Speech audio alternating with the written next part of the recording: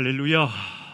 우리 함께 봉독한 말씀을 통해서 사랑하는 이의 행적 5번째 시간으로 속아주시는 예수님이라는 제목으로 말씀을 나누도록 하겠습니다. 우리는 우리의 일상에 부지중에 찾아오시는 그 예수 그리스도, 어쩌면 오늘 본문에처럼 해가 뉘역뉘역 지고 그리고 빈들이었던 그곳, 그래서 우리의 궁핍과 우리의 연약함과 우리의 나약함이 드러내질 수밖에 없는 그 자리, 바로 그 자리에서 주님이 문득 우리에게 찾아오신다는 거예요. 어쩌면 많은 사람들은 이제 해가 지어졌으니 뉘역뉘역 지고 있으니 집에 가야지, 배고프니 얼른 밥을 먹으러 가야지, 우리가 다 같이 이곳에 있을 게 아니라 다 흩어져야지, 어쩌면 우리가 살아가는 그 일상 속에서 도무지 주님이 찾아오지 않을 것 같은 그 자리, 그 자리에 주님이 우리를 찾아옴을 우리는 기억해야 될 줄로 믿습니다. 그래서 주님이 우리를 찾아오실 때에 우리가 어떻게 주님을 발견하고, 또한 우리를 찾아오시는 그 주님이 어떤 모습으로 우리에게 다가오시는가, 우리가 그 은혜를 나눌 때에 진정 저와 여러분들의 삶에 정말 사랑할 수밖에 없는 예수 그리스도, 정말 사랑에 빠질 수밖에 없는 예수 그리스도, 그분을 만나는 거룩한 시간이 되기를 바랍니다.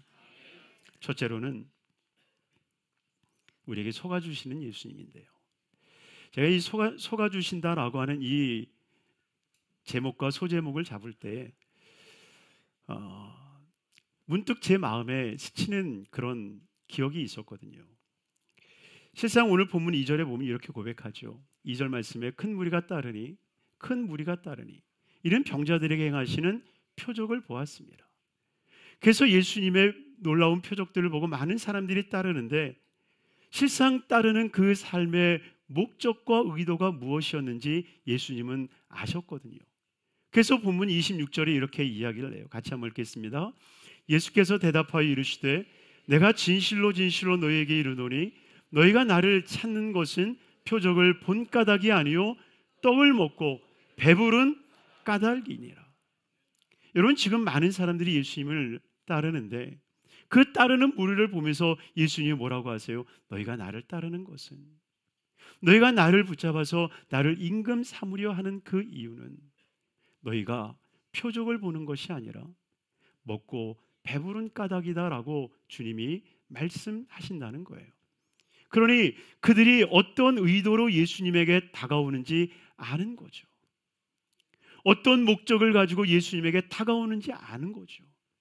그런데 참으로 감사하고 감사한 일은 주님이 그 속마음을 다 꿰뚫고 보고 있지만 주님은 여전히 그들의 필요, 그들의 소원, 그들의 갈망함을 외면하지 않으셨다는 거예요.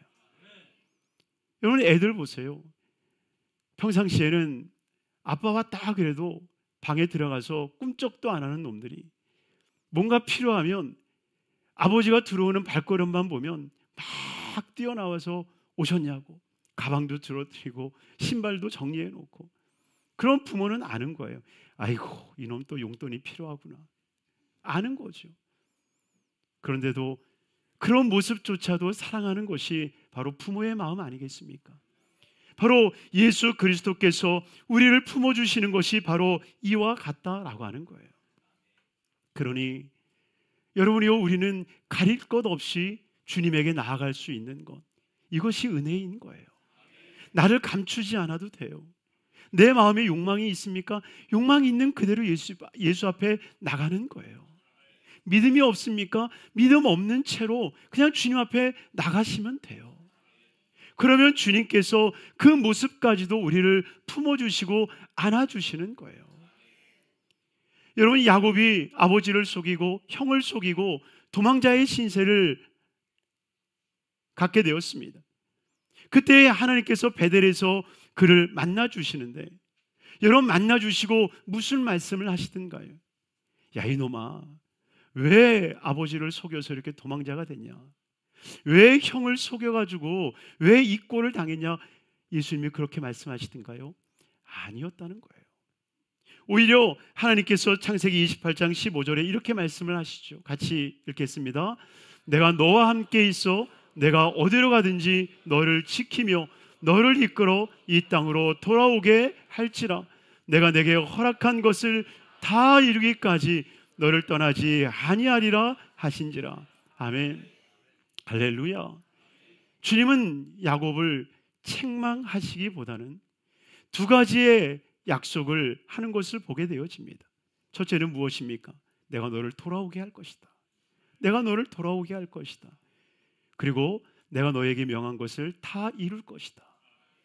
여러분, 지금 하나님께서 야곱을 볼 때에 아버지를 속이고 형을 속이고 도망치는 야곱을 보는 게 아니라 하나님의 은혜를 입고 그 은혜로 말미암아 결국 자기의 고향으로 돌아오고 하나님의 뜻을 이루어 나갈 미래의 야곱을 주님은 보고 계시는 거예요. 바로 그 바라보시는 그 모습으로 인하여서 지금 책망하기보다는 아버지를 속이고 형을 속였지만 그러나 속인 야곱의 모습을 보는 것이 아니라 오죽하면 이런 모습을 보였겠는가, 그를 품어주고 안아주시는 예수 그리스도의 모습을 보게 되더라는 거예요. 그러니 우리 있는 모습 그대로, 내 모습 그대로 주 받으시옵소서. 날 위해 죽으신 그 예수 그리스도 앞에 그대로 나아갈 수 있는 하나님의 사람들이 되기를 주님의 이름으로 축원합니다. 두 번째로는 우리를 참여시켜 주시는 예수님의 모습을 우리가 볼 수 있습니다. 오늘 5절 말씀입니다. 5절 함께 읽겠습니다.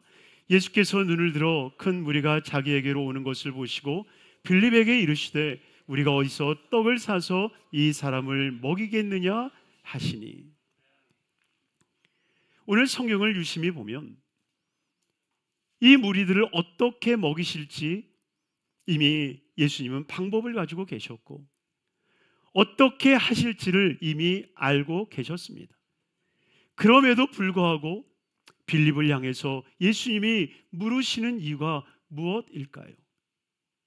바로 이 오병이어의 기적의 주인공을 바로 빌립으로 만들고자 하시는 예수님의 마음이 있다라고 하는 거예요. 여러분, 때때로 이 교수들이 논문을 쓸 때에 학생들을 참여시킬 때가 있습니다. 너 나 논문 쓰는데 한번 너 참여해 보지 않을래? 그래서 교수들이 참여시켜요. 그래서 공동 저자의 이름으로 그 이름을 올릴 때에 제자들이 누리는 그 기쁨은 정말 형용할 수가 없어요. 그러니 생각해 보세요. 예수님이 지금 빌립을 청하고 있는 그 이유가 뭐겠어요? 빌립이 능력이 있어서? 아니요. 예수님은 어떻게 하실지 이미 알고 계셨기 때문에 빌립의 도움이 결코 필요치 않음을 누구보다도 잘 알고 계셨습니다.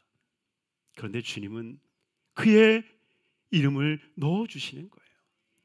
이 오병이어의 기적이라고 하는 그 자리에 넣어주시는 거죠. 물론 그가 실패하였지만 그 대답에 실패한 자의 모습으로 이 성경에 기록된 것 같지만 그러나 이 오병이어의 기적에 있어서 정말 중요한 것을 전하는 그 자리에 빌립이라고 하는 이름을 주님은 택하여 주신 거예요. 여러분, 이것이 은혜라는 거예요. 그러니 주님께서 저와 여러분들을 택하여서 하나님의 이름을 위하여 일을 하게 하실 때에는 우리의 능력 때문이 아니라 오히려 하나님이 행하실 그 일들에 우리를 공동 저자의 이름으로 우리를 올려주시는 거예요. 하나님의 영광스러운 그 은혜, 하나님의 영광스러운 그 은총 아래 우리를 넣어주시는 것이죠. 왜요? 바로 하나님의 자녀만이 이 세상의 소망이기 때문입니다. 그러니 여러분들이 이 세상의 소망이 되길 바랍니다. 여러분, 정말 성령에 충만한 우리가 정말 세상의 대안이 되고 세상의 어려움을 이겨낼 수 있는 삶이 되기를 주님으로 축원합니다. 고린도전서 2장 11절에 말씀하고 있는 것처럼 사람의 일을 사람 속에 있는 영 외에 누가 알리요? 이와 같이 하나님의 일도 하나님의 영 외에는 아무도 알지 못하느니라. 오직 하나님의 영을 가진 이들을 통해 하나님은 역사해 주시는 줄로 믿습니다. 마지막 세 번째로 우리를 채우시는 예수님의 모습을 보게 되는데요, 7절에 빌립이 이렇게 예수님에게 대답을 합니다. 200데나리온의 떡이 부족하리이다. 여러분, 지금 빌립이 예수님에게 말을 해요. 우리가 많은 사람들에게 조금씩 모은다 할지라도, 많은 사람들에게 조금씩 모은다 할지라도 200데나리온으로 부족할 것입니다. 그러니 이 빌립이요, 굉장히 현실주의자고 굉장히 계산이 빠른 사람이었음을 보게 돼요. 왜? 딱 보는 거예요. 아, 이 정도 숫자가 모여서 헌금을 하면 한 200데나리온 나오겠구나. 그러면 200데나리온이 생겼다 할지라도 빵을 살 수 있는 곳이 어디 있는데, 갑자기 이 엄청난 빵을 구할 수는 없지. 계산이 딱 쓰는 거예요. 근데 예수님은 가룟 유다를 부르지 않으시고 빌립을 부르셨어요. 거기서 알아야죠. 예수님이 돈이 필요한 게 아니구나. 예수님이 필요하신 것은 나의 믿음이구나. 여러분이요, 주님이 여러분들을 찾으실 때에는 여러분들의 믿음을 요구하고 계신다는 거예요. 9절 말씀 같이 한번 읽겠습니다. 여기에 한 아이가 있어 보리떡 5개와 물고기 2마리를 가지고 있나이다. 그러나 그것이 이 많은 사람에게 얼마나 되겠사옵나이까. 우리는 주님이 주라 하면 주면 돼요. 이게 뭐 어떻게 될까 고민할 필요 없다는 거예요. 주님이 역사해 주시는 줄로 믿습니다. 실상 빌립이 이야기한 것이 오답은 아니잖아요. 너무나도 현실에 맞아 들어가는 이야기 아닙니까? 200데나리온이나 있을지라도 부족할 줄 아나이다. 이것은 정말 현실주의자들에게는 정답일 수 있습니다.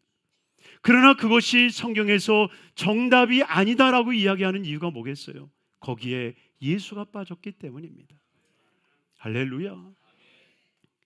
여러분이요, 아무리 훌륭한 대답이 있다 할지라도, 아무리 분석력이 뛰어난 것이라 할지라도 거기에 예수가 없다라고 한다면 그것은 정답이 아니라 오답일 수밖에 없는 거예요. 여러분, 우리의 결핍이라고 하는 것에 예수가 더해질 때에, 우리의 연약함 속에 예수가 더하여질 때에, 우리의 미련함 속에 예수의 지혜가 더해질 때에 바로 그것이 정답이라는 거예요.